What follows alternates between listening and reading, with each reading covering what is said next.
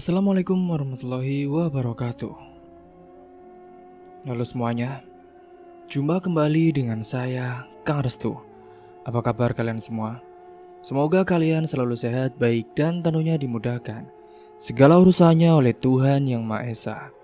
Amin, amin, ya rabbal alamin. Oke, seperti biasa, kali ini saya akan menceritakan sebuah kisah horor. Dan bagi kalian yang baru bergabung, jangan lupa klik tombol subscribe-nya. Klik juga lonceng notifikasinya serta like video ini agar kalian semua tidak ketinggalan cerita-cerita terbaru dari channel kami. Oke, terima kasih.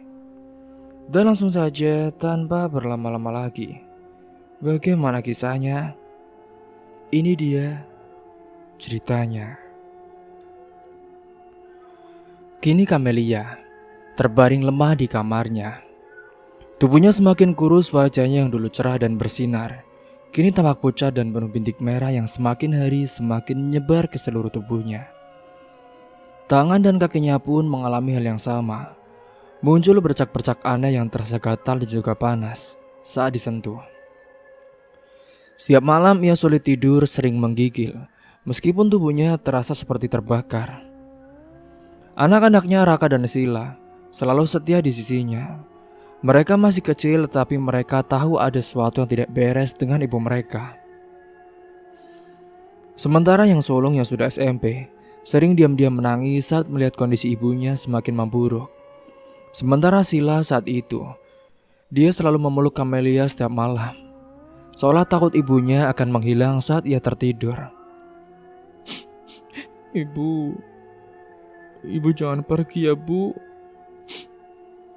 Ibu jangan pergi, bisik Sila sambil terisak, menyandarkan kepalanya di dada Camelia. Camelia pun berusaha tersenyum, meski bibirnya kini juga mulai pecah-pecah dan juga kering. Ia mengelus rambut anak bungsunya dengan lembut. Ibu gak akan pergi, Nak. Ibu masih di sini buat kalian, jawabnya dengan lemah. Namun di dalam hatinya ia sendiri merasa cemas. Ia tidak tahu apa yang sedang terjadi pada tubuhnya. Selama ini ia sudah berusaha berobat ke dokter, tetapi tidak ada yang bisa menjelaskan penyebab dari penyakitnya. Semua hasil pemeriksaan medis menunjukkan bahwa ia tidak memiliki penyakit misterius ataupun serius.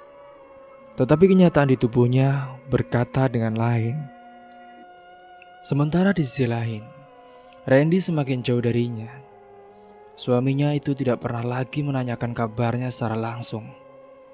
Jika dulu ia masih sekali masuk ke kamar untuk menanyakan bagaimana keadaannya, kini Randy hanya menyuruh Mbak Irus untuk mengurusnya. Mbak, kalau Camelia butuh sesuatu, tolong bantu dia ya, Mbak, kata Randy singkat suatu malam. Mbak Irus hanya mengangguk tanpa menjawab. Dalam hati ia semakin kecewa melihat sikap Randy yang seolah tak peduli lagi dengan istri tuanya yang sedang sakit. Sementara itu Vivi kini menikmati kehidupannya. Ia adalah satu-satunya wanita yang kini diratukan oleh Randy. Bahkan kini seringkali mereka berdua menghabiskan waktu bersama tertawa-tawa di ruang keluarga. Bahkan kadang pergi keluar untuk makan malam di restoran mahal. Vivi benar-benar merasa senang. Namun kini Vivi tidak menyadari bahwa rencananya sebentar lagi pasti akan terbongkar. Saat dokter sudah menyerah dan tidak bisa menemukan penyebab penyakit dari Camelia, Boerus dan suaminya lah yang akhirnya turun tangan secara penuh. Singkat cerita saat itu, mereka membawa Camelia ke rumah kecil mereka di desa yang tidak jauh dari kota, dengan alasan untuk merawatnya dengan lebih baik. Randy yang sudah tidak peduli lagi dengan keputusan itu, ia hanya berpikir bahwa Camelia akan mendapatkan perawatan yang lebih baik di sana. Dan itu artinya ia juga bisa semakin bebas menghabiskan waktu bersama Vivi tanpa merasa bersalah. Di rumah kecil itu, Mbak Irus dan suaminya mulai melakukan pengobatan alternatif dengan doa-doa dan juga ramuan herbal yang mereka buat sendiri. Malam pertama di rumah itu, suami Mbak Irus duduk di dekat Camelia yang sudah hampir tidak bisa menggerakkan tubuhnya. Ia menatap wajah wanita itu dalam-dalam, lalu menutup matanya sambil menggumamkan doa-doa khusus. Seketika suasana di ruangan pun menjadi dingin. Lampu minyak yang menerangi ruangan tiba-tiba berkedap-kedip. Dan angin dingin pun berembus masuk meskipun semua jendela tertutup rapat. Boirus yang duduk di ruangan itu, dia bergidik ngeri. Ia tahu bahwa sesuatu sedang terjadi. Tiba-tiba Camelia pun mengerang pelan. Tubuhnya bergetar hebat, wajahnya yang sudah penuh bintik merah tampak semakin pucat. Nafasnya memburu. Suami Boirus yang semakin serius pun, ia membuka matanya. Astagfirullah, ini ada sesuatu yang masih menempel di tubuhnya. Apa pak? Apakah bisa dihilangkan pak? Tanya Boirus menelan ludah. Suaminya mengangguk. Bisa bu, tapi ini sepertinya butuh waktu. Yang mengirim ini bukan dukun sembarangan dan niatnya benar-benar jahat. Malam itu pun mereka melanjutkan pengobatan dengan lebih intens. Suami Boirus menaburkan garam di sekitar tempat tidur Camelia, lalu membacakan doa-doa sambil mengusapkan minyak khusus ke seluruh tubuhnya. Saat pengobatan berlangsung, Camelia tiba-tiba terbatuk keras. Dari mulutnya keluar sesuatu yang mengejutkan semua orang di ruangan itu. Segumpal rambut hitam kusut bercampur lendir.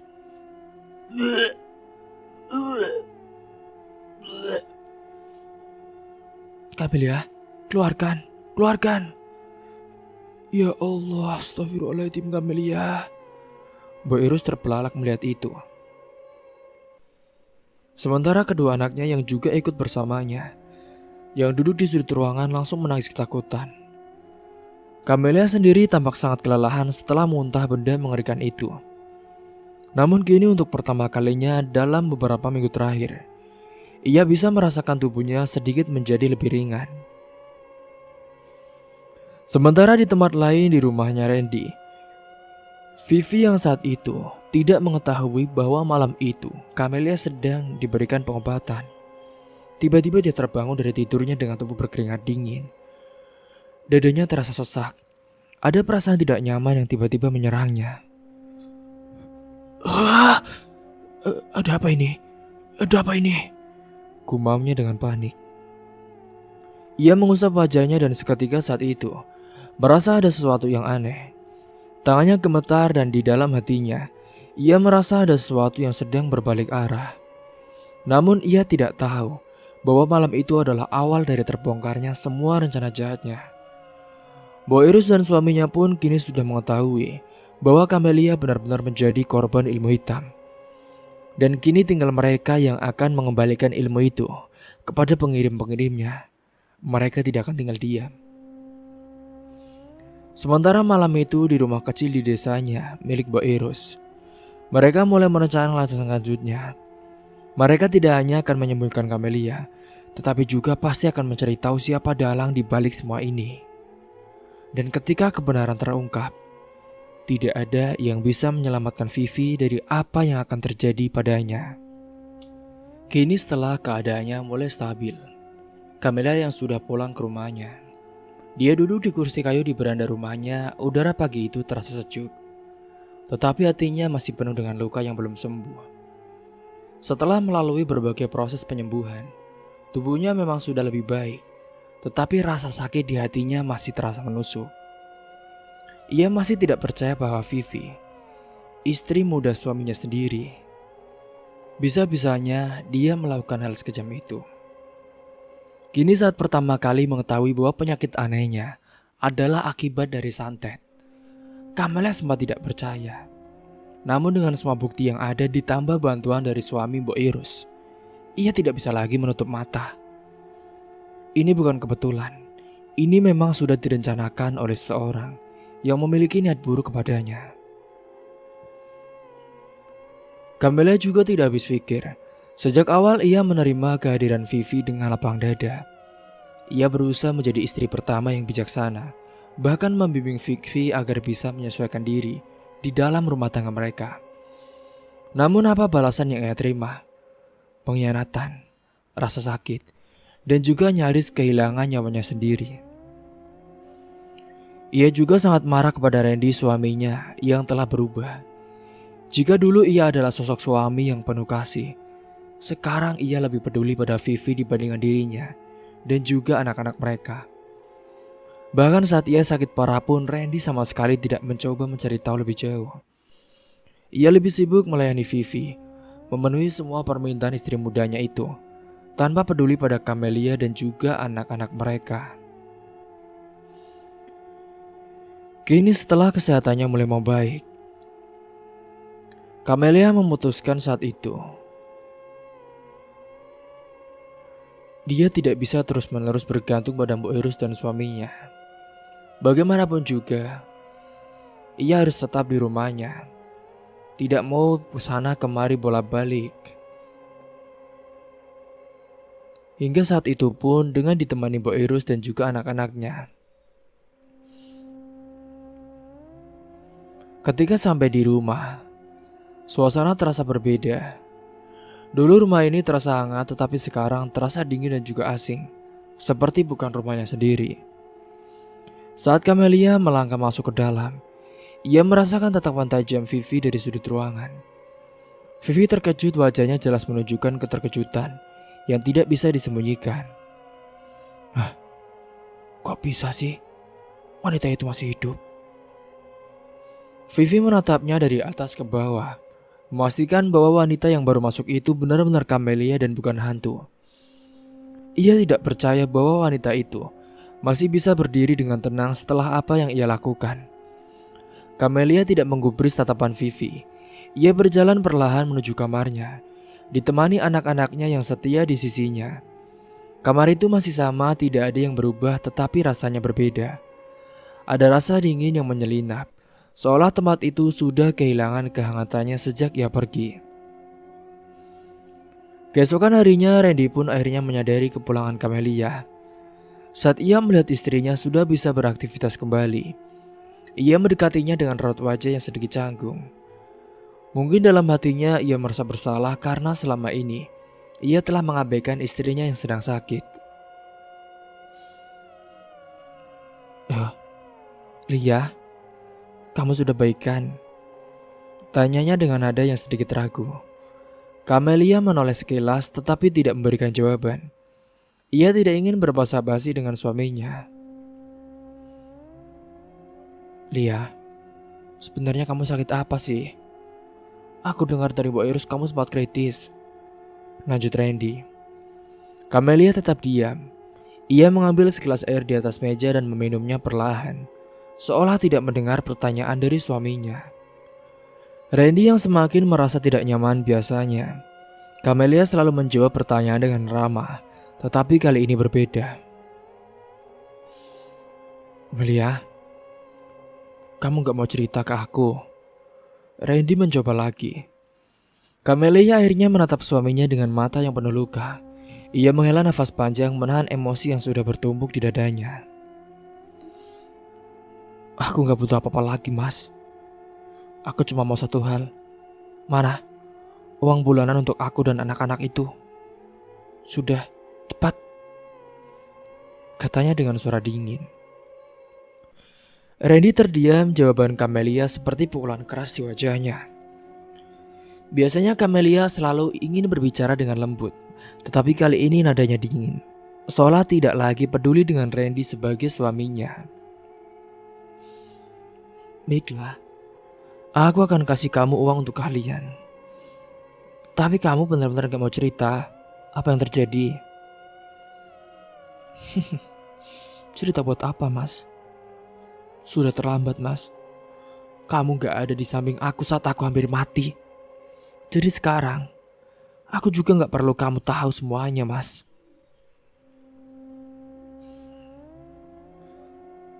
Randy semakin merasa bersalah. Ia ingin bertanya lebih lanjut, tetapi tatapan Camelia yang penuh kekecewaan membuatnya tidak sanggup. Sementara itu di sudut ruangan, Vivi masih berdiri mematung. Ia masih tidak percaya bahwa Camelia bisa pulih. Rasa takut mulai merayapi hatinya. Bagaimana kalau Camelia sudah tahu bahwa akulah yang mengirim santet itu? Pikirnya dengan panik. Sejak awal ia mengira bahwa rencananya pasti akan berhasil. Ia ingin menyingkirkan Camelia agar bisa memiliki segalanya. Namun kini Camelia kembali dan Vivi merasa keberadaannya mulai terancam. Ia harus melakukan sesuatu sebelum semuanya terlambat. Namun ia tidak tahu bahwa semuanya sudah mulai terbongkar. Boyrus dan suaminya telah mengantongi banyak bukti dan mereka tidak akan tinggal diam. Kini Vivi berada dalam posisi yang sulit. Jika Camelia atau orang lain mengetahui semua kejahatannya, maka hidupnya yang nyaman akan berakhir seketika. Camelia saat itu tidak menunjukkan reaksi yang berlebihan, tetapi Vivi bisa merasakan sesuatu yang berbeda. Tatapan Camelia padanya tidak lagi seperti dulu. Tidak ada lagi keramahan, tidak ada lagi perhatian. Yang tersisa hanyalah keteguhan hati seorang wanita yang sudah cukup menderita. Vivi tahu ia harus segera bertindak. Jika tidak, maka ia sendiri yang bisa saja akan menjadi korban berikutnya. Kini Vivi semakin gelisah. Setelah mengetahui bahwa Camelia kembali dengan kondisi yang jauh lebih baik, pikirannya tidak pernah tenang. Ia takut, ia cemas, ia tidak bisa tidur nyenyak seperti biasanya. Rasa panik terus menguasai dirinya membuatnya sering terbangun di tengah malam dengan keringat dingin membasahi tubuhnya. Ia yang sudah mencoba menghubungi temannya yang dulu memberikan saran untuk menyantet Camelia, Vivi ingin meminta solusi lain. Namun betapa terkejutnya ia saat mendengar jawaban dari temannya itu. "Vi, aku gak mau campur lagi ah. Ini urusanmu sendiri. Aku juga gak mau kena dampaknya," ucap suara di seberang telepon dengan ada ketakutan. Vivi semakin panik. "Tapi kan kamu yang ngasih saran ke aku. Kamu yang bilang ini pasti berhasil loh." "Sudahlah Vi, aku gak mau ada urusan lagi dengan hal kayak gini. Aku gak mau kena karma," ujar temannya sebelum memutus panggilan. Vivi menatap ponselnya dengan tangan gemetar. Ia merasa ditinggalkan, tidak ada lagi yang bisa ia andalkan. Temannya sendiri memilih mundur dan meninggalkannya begitu saja. Sekarang ia sendirian, menghadapi ketakutan yang semakin hari semakin besar. Kini seminggu setelah Camelia sembuh, kejadian mengerikan pun terjadi pada Vivi. Malam itu, Vivi yang tertidur dengan tubuh lelah karena terlalu banyak berpikir dan juga cemas. Namun di tengah tidurnya, ia merasa ada sesuatu yang aneh di tubuhnya. Rasa panas yang luar biasa menjalar ke seluruh tubuhnya, membuatnya gelisah dalam tidur. Ia terbangun dengan nafas tersengal-sengal. Tubuhnya terasa sangat panas, seperti terbakar dari dalam. Ia meraba wajahnya, lalu terkejut ketika merasakan sesuatu yang kasar dan sakit di kulitnya. Dengan panik, ia berlari ke depan cermin. Saat ia menyalakan lampu dan melihat bayangannya sendiri, Vivi menjadi histeris.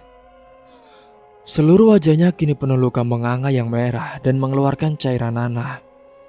Tidak hanya itu saja, tangannya, kakinya, bahkan seluruh tubuhnya dipenuhi luka-luka yang muncul begitu saja, seperti bekas luka bakar tetapi lebih mengerikan. Jeritan Vivi menggema di seluruh rumah. Randy yang sedang tertidur lelap langsung terbangun dan berlari ke kamar Vivi. Ia terkejut melihat istrinya yang kini tampak mengerikan. Vivi terkulai di lantai menangis, tubuhnya gemetar kesakitan. "Vivi, apa yang terjadi sama kamu?" Randy mencoba mengangkat tubuh istrinya, tetapi Vivi hanya bisa meringis kesakitan. "Aku gak tahu mas, aku gak tahu. Tadi malam aku masih baik-baik saja mas." Vivi menangis histeris.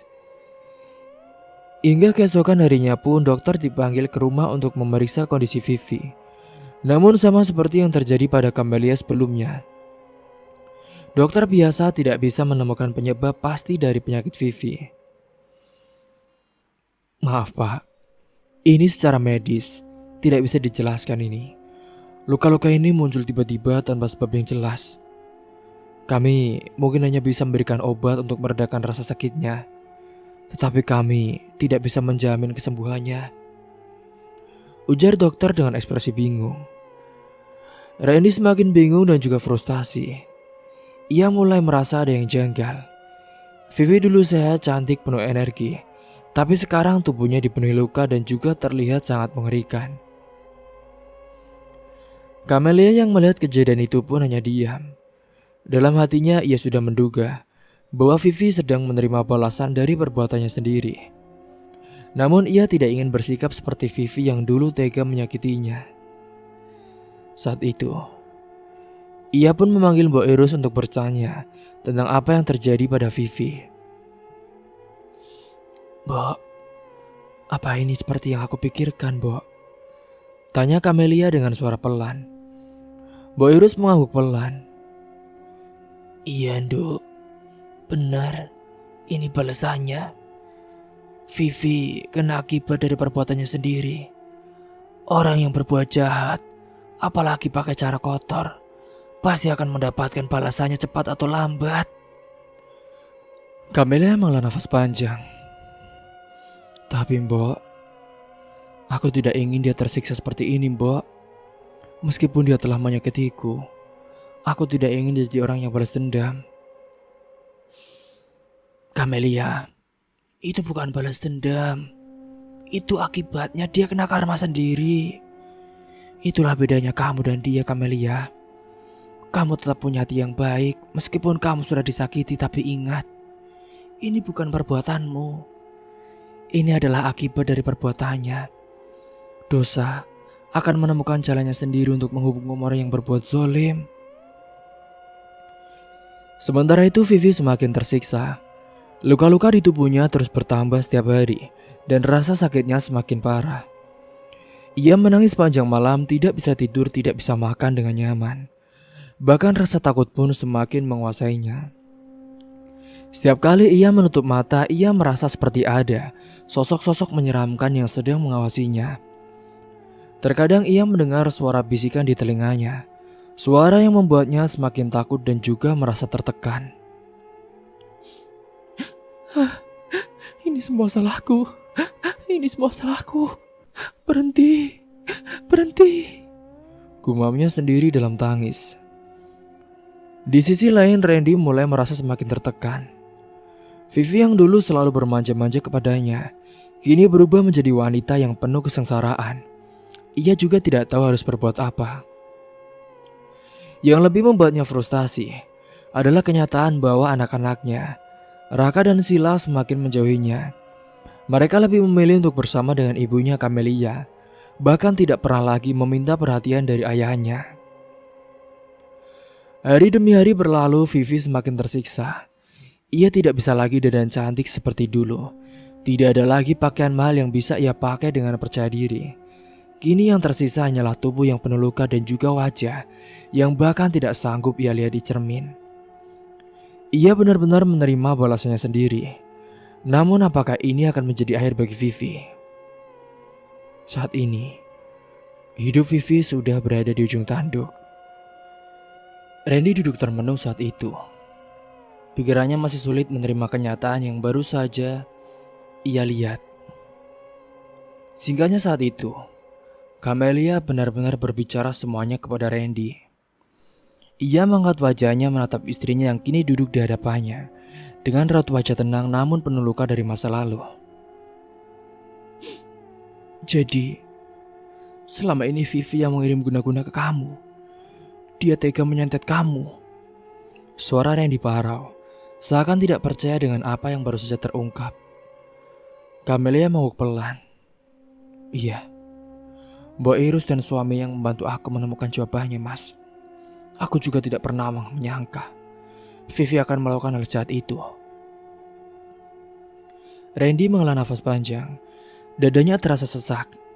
Selama ini ia telah buta, terlalu terpaku pada pesona Vivi yang muda dan juga penuh kemanjaan, hingga melupakan tanggung jawabnya sebagai suami dan ayah. Ia bahkan tidak menyadari perubahan Vivi yang semakin hari semakin egois. Kini semuanya telah terbukti. Ia merasa sangat menyesal. Terlalu banyak kesalahan yang telah ia lakukan. Dan yang paling besar adalah mengabaikan Camelia serta anak-anaknya. Jika saja ia lebih peka, mungkin semua ini tidak akan terjadi. Randy menundukkan kepalanya menyesap rasa bersalah yang menggerogoti hatinya. Maafkan aku, Camelia. Maafkan aku, Lia. Aku terlalu buta untuk menyadari apa yang sebenarnya terjadi. Dirinya. Camelia menatap suaminya dengan tatapan yang sulit diartikan. Ia bisa melihat penyesalan yang mendalam di mata Randy. Namun di sisi lain, semua ini adalah akibat dari pilihan Randy sendiri. Ia tidak akan bisa mengembalikan waktu. Sekarang, Mas sudah menyadarinya kan? Itu yang penting, Mas. Aku juga tidak mau terus menyimpan dendam. Karena bagaimanapun, Vivi sudah mendapatkan balasannya sendiri. Randy menatap Camelia dengan mata yang berkaca-kaca. Ia tidak menyangka istrinya yang selama ini ia abaikan masih memiliki hati yang begitu besar untuk memaafkan. Lia, aku ingin menebus kesalahanku. Aku ingin memperbaiki semuanya, katanya dengan suara penuh tekad. Camelia mengangguk. Kalau begitu, mari kita mulai dengan menyelamatkan Vivi, Mas. Meskipun dia telah berbuat jahat, aku tidak ingin dia mati dengan cara yang mengerikan seperti ini. Randy mengangguk cepat tanpa pikir panjang. Ia meminta bantuan Mbok Irus dan suaminya sekali lagi untuk menyelamatkan Vivi dari siksaan yang kini menimpanya. Malam itu di rumah kecil Mbok Irus, singkatnya, suasana terasa begitu mencekam. Mbok Irus dan suaminya telah menyiapkan ritual untuk mengusir makhluk jahat yang kini menggerogoti tubuh Vivi. Vivi yang kini sudah tidak bisa bangun dari tempat tidurnya, hanya bisa merintih kesakitan. Tubuhnya semakin membusuk dengan luka-luka yang terus bertambah. Matanya cekung, wajahnya penuh dengan bercak hitam dan merah. Ia tidak lagi tampak seperti wanita muda yang cantik. Ritual dimulai dengan pembacaan doa-doa serta penggunaan berbagai ramuan khusus untuk mengusir makhluk yang bersarang di tubuh Vivi. Asap dupa pun memenuhi ruangan, sementara suara Pak Wiryo menggema mengucapkan doa-doa penolak bala. Namun saat sedang dibacanya doa-doa, tiba-tiba suasana berubah drastis. Angin dingin berembus kencang padahal semua jendela telah tertutup rapat. Lilin-lilin yang sebelumnya menyala tenang, terang mendadak berkedip-kedip sebelum padam satu persatu. Vivi yang semula hanya merintih kini berteriak histeris. Tubuhnya melengkung kesakitan. Panas, panas, panas. Randy yang berada di dekatnya mencoba mendekat, tetapi Mbok Irus menahannya. Jangan, Den. Jangan. Makhluk itu sedang marah. Pak Wiryo terus melanjutkan doanya, mencoba mengusir kekuatan jahat itu. Namun tiba-tiba Vivi terbelalak. Matanya melotot dengan ekspresi penuh teror. Tolong aku. Tolong aku. Tolong. Jeritnya sebelum tubuhnya kembali kejang-kejang. Camelia yang melihat kejadian itu pun hanya bisa menutup mulutnya dengan tangan, menahan air mata yang hampir jatuh. Seberat apapun ia terhadap Vivi, sebenci apapun ia kedapat Vivi, melihatnya tersisa seperti ini adalah hal yang menyakitkan bagi Camelia. Pak Wiryo pun tiba-tiba menghentikan ritualnya, wajahnya tampak tegang. Ini bukan guna-guna biasa. Dukun yang mengirim makhluk ini telah membuat perjanjian. Jika target yang pertama selamat, maka yang mengirimnya akan menjadi tumbalnya. Semua orang di ruangan itu terdiam. Vivi menatap Pak Wiryo dengan tatapan ngeri. Apa maksudnya ini semua? Aku akan mati jadi. Pak Wiryo menatapnya dengan dalam. Sekarang kamu yang menjadi tumbalnya, Dok. Makhluk itu tidak akan pergi begitu saja. Dia butuh jiwa untuk dipersembahkan. Jadi itulah akibat dari kamu. Kamu akan ikut bersamanya ke alam sana. Vivi langsung menangis histeris. Tubuhnya bergetar hebat. Tidak, aku tidak mau mati. Tolong aku, tolong. Namun tidak ada yang bisa dilakukan. Makhluk itu sudah menuntut apa yang seharusnya menjadi haknya. Vivi yang telah bersekutu dengan kejahatan pun kini harus menanggung akibatnya sendiri. Selama 2 minggu Vivi terus bertahan dengan siksaan yang luar biasa. Hingga tubuhnya yang semakin kurus, wajahnya semakin mengerikan. Ia tidak bisa makan, tidak bisa tidur, bahkan tidak bisa berbicara dengan jelas lagi. Randy yang melihat keadaan Vivi semakin memburuk, hanya bisa menyesali semuanya. Ia ingin sekali menyelamatkan istrinya, tetapi tidak ada yang bisa ia lakukan. Vivi telah menjerumuskan dirinya sendiri ke dalam lubang yang dalam dan juga gelap. Hingga singkatnya pada suatu malam yang dingin, Vivi yang sudah tidak kuat, dia pun akhirnya menyerah. Di dalam kamarnya yang sunyi, ia mengembuskan nafas terakhirnya dengan mata yang masih terbuka, seolah menatap sesuatu yang tidak terlihat oleh orang lain. Randy yang menemukan tubuhnya keesokan harinya pun hanya bisa terduduk di lantai, menatap jasad Vivi yang kini tidak lagi bisa diselamatkan. Air matanya jatuh, penuh penyesalan yang tak terhingga. Camelia hanya bisa menatap dari kejauhan, merasa lega sekaligus sedih. Vivi telah menerima akibat dari perbuatannya, tetapi tetap saja kematian yang menyakitkan seperti ini bukanlah sesuatu yang ia inginkan untuk siapapun. Kini semua telah berakhir, namun luka yang ditinggalkan akan tetap ada. Randy kini pun harus menghadapi kenyataan bahwa ia telah kehilangan segalanya. Istrinya yang muda, kepercayaannya dari anak-anaknya, serta keharmonisan yang dulu pernah ia miliki bersama Camelia. Keesokan harinya, setelah jenazah Vivi yang telah dimandikan dan dikafani pun membuat banyak orang merasa merinding. Wajahnya yang dulu cantik dan bersinar, kini penuh dengan bekas luka mengerikan. Tubuhnya yang semula ramping dan indah berubah drastis, menjadi seperti orang yang sudah lama tersiksa penyakit berat. Bahkan ketika peti jenazahnya diangkat menuju pemakaman, beberapa orang masih berbisik-bisik di antara mereka. Itulah akibatnya ya, jika terlalu serakah. Benar, main santet apalagi menyekutukan Allah, akhirnya kena karmanya sendiri ya. Iya, kasihan sekali ya, cantik, kaya muda, tapi akhirnya meninggal dengan cara seperti itu. Bisikan-bisikan itu pun terus berlanjut di sepanjang perjalanan menuju pemakaman. Namun Randy tidak memedulikannya. Ianya diam berjalan dengan raja tertunduk, memandang ke tanah tanpa ekspresi. Hatinya terasa begitu hampa, seolah semua yang terjadi hanyalah mimpi buruk yang tak kunjung berakhir. Sesampainya di pemakaman, jenazah Vivi diturunkan perlahan. Para pelayat yang hadir pun mulai membaca doa. Sementara Randy hanya bisa menatap gundukan tanah yang kini menjadi tempat peristirahatan terakhir bagi istri mudanya itu. Ketika semua telah selesai, Randy tetap berdiri di depan makam Vivi. Ia tidak menangis, tetapi hatinya terasa begitu berat. Ia menyadari betapa bodohnya dirinya selama ini. Ia telah mengabaikan Camelia, wanita yang selalu setia mendampinginya, hanya demi seorang wanita muda yang pada akhirnya menghancurkan semuanya. Camelia yang sejak tadi diam akhirnya pun melangkah mendekati Randy dengan suara lembut. Ia berkata, "Sudah mas, semua sudah berlalu. Sekarang saatnya kita kembali menjalani hidup dengan lebih baik."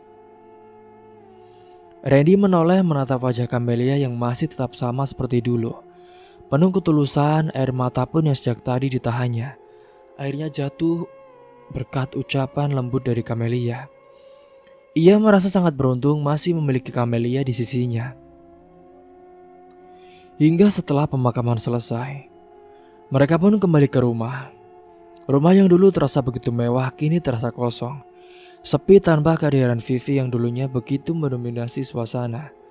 Namun bagi Camelia ini adalah awal baru bagi keluarganya. Hari-hari berlalu dan Camelia berusaha kembali menjalani kehidupannya seperti biasa. Ia mengurus rumah, anak-anak, dan tentu saja Randy.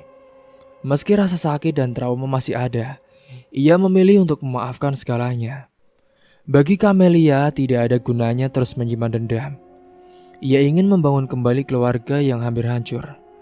Randy pun mulai berubah, ia tidak lagi bersikap seperti dulu. Ia lebih banyak menghabiskan waktu dengan anak-anaknya, mencoba menebus kesalahannya selama ini. Jika dulu ia lebih sering pulang kerja dan langsung mencari Vivi, kini yang pertama kali ia cari adalah Camelia dan juga anak-anaknya. Kedua anaknya yang dulu sempat menjauhinya, kini mulai bisa menerima kembali kehadiran ayah mereka. Meski butuh waktu, mereka perlahan membuka hati mereka untuk Randy.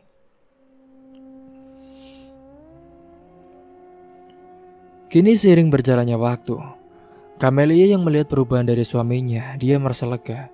Ia tahu suaminya benar-benar menyesali perbuatannya dan ingin memperbaiki semuanya. Ia pun perlahan membuka hatinya kembali untuk Randy. Meski butuh waktu untuk benar-benar menghapus luka yang telah ditorehkan. Mas, ini minum mas, aku buatkan teh hangat. Saat itulah Randy menerima tawaran dari Camelia. Mel, aku ingin berjanji satu hal. Maafkan aku ya.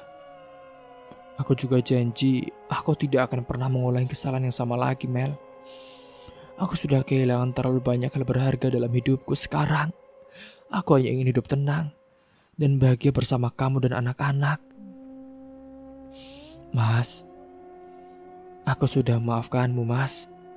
Aku percaya kamu, Mas. Semoga dengan semua ini kamu bisa berubah dan benar-benar bertobat. Iya, Melia.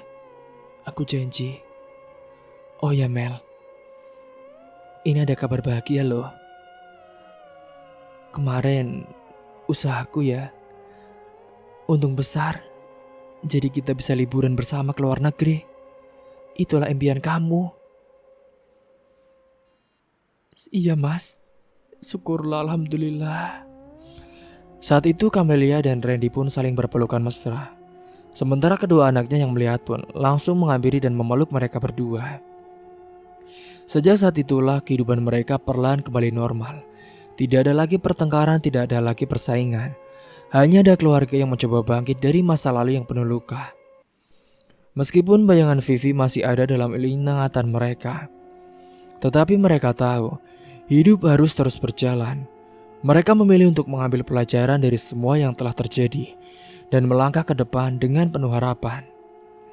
Dan di bawah langit malam yang cerah, di dalam rumah yang dulu hampir hancur oleh keserakahan dan juga kebodohan, kini ada keluarga yang kembali menemukan kebahagiaan mereka. Sebuah awal baru tanpa penyesalan, tanpa kebencian, hanya rasa syukur dan cinta yang kini menjadi pengingat mereka. Cerita pun tamat. Semoga kita semua bisa mengambil hikmah dan pelajaran dari kisah ini. Mungkin itu saja yang dapat saya sampaikan. Kurang lebihnya mohon maaf apabila ada salah kata ataupun ucapan yang kurang berkenan bagi kalian semua. Sampai jumpa di cerita selanjutnya. Akhir kata, wassalamualaikum warahmatullahi wabarakatuh.